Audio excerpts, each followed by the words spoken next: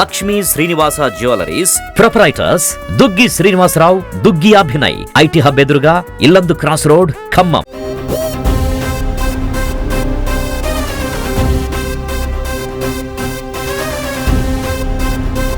చెప్పండి, మళ్ళీ ప్రమాదం అనేది మళ్ళీ వస్తుంది కాబట్టి ఇప్పుడు ఆల్రెడీ వర్షాలని మళ్ళీ మొదలయ్యి మళ్ళీ 4 రోజులు ఉండబోతున్నాయి అనే వార్తలు వినిపిస్తూ ఉన్నాయి. ఈ క్రమంలో ఆల్రెడీ ముప్పు ప్రాంతాల్లో ఉన్న ప్రజలను అందరినీ తీసుకొచ్చి రిహాబిలిటేషన్ సెంటర్స్కి తీసుకురావడం జరుగుతోంది. మీరు కార్పొరేటర్స్గా ఉంటూ మీరు ఇక్కడ ఎలాంటి సర్వీసెస్ వీళ్ళకి అందించడం జరుగుతూ ఉంది, వీటన్నిటి గురించి వివరించే ప్రయత్నం చేస్తారు. అందరినీ కూడా ఇళ్లలో ఉన్న వాళ్ళందరినీ మొత్తం ఖాళీ చేపించేసి గవర్నమెంట్ స్కూల్లో కొను ఫంక్షన్ హాలు, శబరి ఫంక్షన్ హాల్లో అక్కడ కొంతమంది ఇక్కడ కొంతమంది పంపించేయడం జరిగింది. ఆల్రెడీ దాదాపుగా ఇల్లు ఖాళీ చేయించేసాం. మొత్తం 800 ఇల్లు ఈ ఫ్లడ్కి ప్రమాదకరంగా ఉన్నాయి. ఆ ఇండ్లు మొత్తం కూడా ఖాళీ చేయడం జరిగింది. ఇప్పుడు ప్రస్తుతం మీరు ఎక్కడ సర్వీస్ చేస్తున్నారు, ఏం జరుగుతూ ఉంది, వీళ్ళందరినీ తీసుకెళ్ళి వాళ్ళకి కావాల్సిన సదుపాయాలు ఏం చేశారు? ఆల్రెడీ వాటి నుంచి కోలుకునే జరుగుతున్న ప్రయత్నంలోనే మళ్ళీ ఇలాంటి ముప్పు ఉంది అని చెప్పే వార్తలతో రెడ్ అలర్ట్ చేస్తూ వీళ్ళందరినీ తరలించే ప్రయత్నం జరుగుతూ ఉంది. ఏం జరుగుతూ ఉంది? 16 డివిజన్ అండి ఇది, దంసలాపురం కొత్త కాలనీ నుంచి మొత్తాన్ని కూడా బయటికి తరలించడం జరిగింది. దాదాపుగా కొంతమంది బంధువులకి టౌన్లోకి వెళ్ళిపోయారు, కొంతమంది స్కూల్లో ఉన్నారు, కొంతమంది శబరి ఫంక్షన్ హాల్లో ఉన్నారు. వీళ్ళందరికీ కూడా గవర్నమెంట్ అన్ని విధాలుగా సౌకర్యాలు వెసులుబాటు చేశారు. రెండోసారి రావడం వల్ల కలెక్టర్ గారు, సిపి గారు ఇద్దరు కూడా రావడం జరిగింది. అలాగే డిప్యూటీ సీఎం గారు కూడా వచ్చారు. వీళ్ళందరినీ కూడా అప్పటికే దాదాపుగా ఖాళీ చేయడం జరిగింది.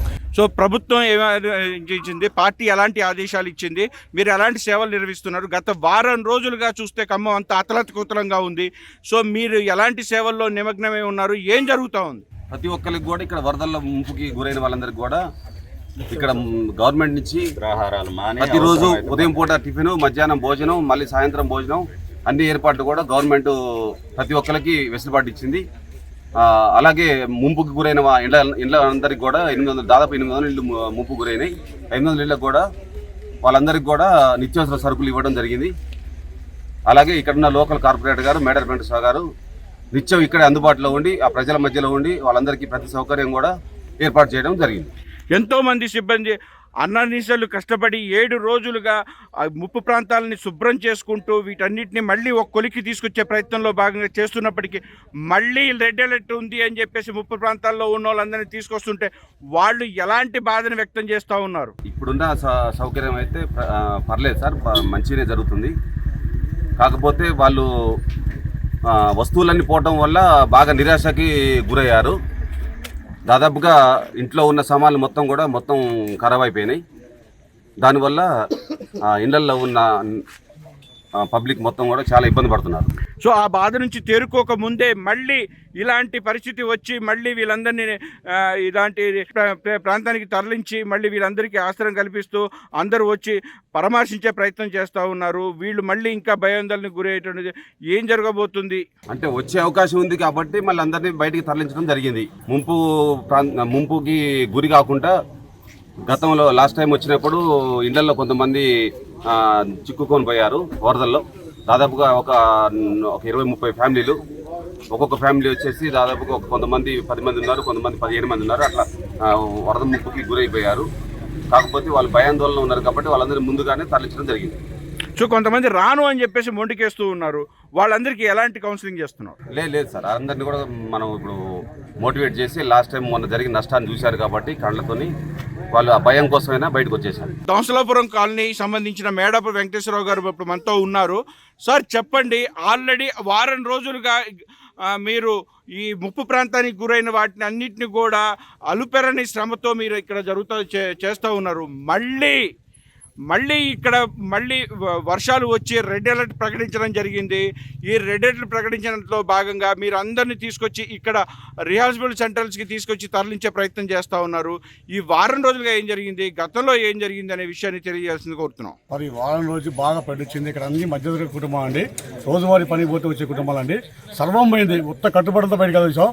ఒక గంటల టైంలో మొత్తం బయటకు వెళ్ళేసాం. వాళ్ళంతా కట్టుబడితో నిరాశలు మొత్తం టోటల్గా బియ్యం, వాళ్ళకు ఉన్న సరుకులు, ఉన్న బట్టలు, పిల్లగాళ్ళు సర్టిఫికెట్లు పోయాయండి.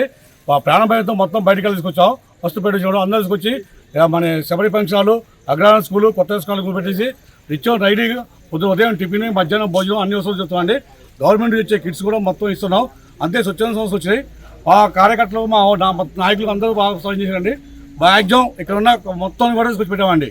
సో ఇప్పుడు వీళ్ళు కొంత అపోహకు గురవుతున్నారు. ఇది మేము ఏదైనా ఇక్కడ నుంచి కదలం, మేము వెళ్ళం, మేము రాము, ఏదైనా మా ప్రాణాలు ఉన్నా పోయినా ఇక్కడే చూసుకుంటాము, మళ్ళీ వచ్చినా పర్వాలేదు అనే పరిస్థితిలో కొంతమంది మొండికేస్తున్నట్టుగా తెలుస్తూ ఉంది. దానికి మీరేం సమాధానం చెప్పారు? వాళ్ళని బతిలాడి తీసుకొస్తామండి, పట్టుకొస్తున్నాం. కొంత భయాందోళన మొత్తం కొంత జనాలు ఇప్పుడు భయాందోళన తీసుకొచ్చి మొత్తం ఇక్కడ క్యాంపులు పెట్టామని రిటెక్ట్ చేసి మళ్ళీ చెరువు దిగిందని చెప్పేసి ఇప్పుడు కలెక్టర్ గారు, కమిషనర్ గారు, డిప్యూటీ సీఎం గారు అందరూ వచ్చారు. వాళ్ళు మన రిటెక్ట్ పెడితే మొత్తం ఎక్కడ చెరువు జరిగింది, ఎక్కడ చెరువు దిగే అవకాశం ఉందన్నా సార్. ఓకే, ఎక్కడ చెరువు దిగే అవకాశం ఉందా? చెరువు దిగే అవకాశం ఉందని చెప్పారు సార్.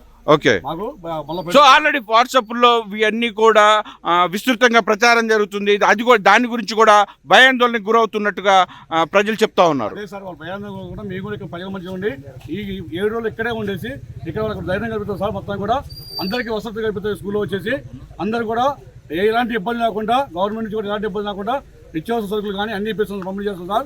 మొత్తానికి అయితే అందరికీ ముట్టాయి. ఇక్కడ 800 ఇల్లు బాగా డ్యామేజ్ అయ్యాయి. ఒక 200 ఇల్లు దాకా బాగా కూలిపోయాయి సార్. ఇక్కడ మొత్తం కూడా స్తంభాలని కూలిపోయాయి. కరెంటు గిరెంట్ అంతా పెరిగిపోతుంది సార్. ఇక్కడ అవసరాలు కావపడి మొత్తం కూర్చోండి సార్. ఇక్కడ థ్యాంక్ యూ.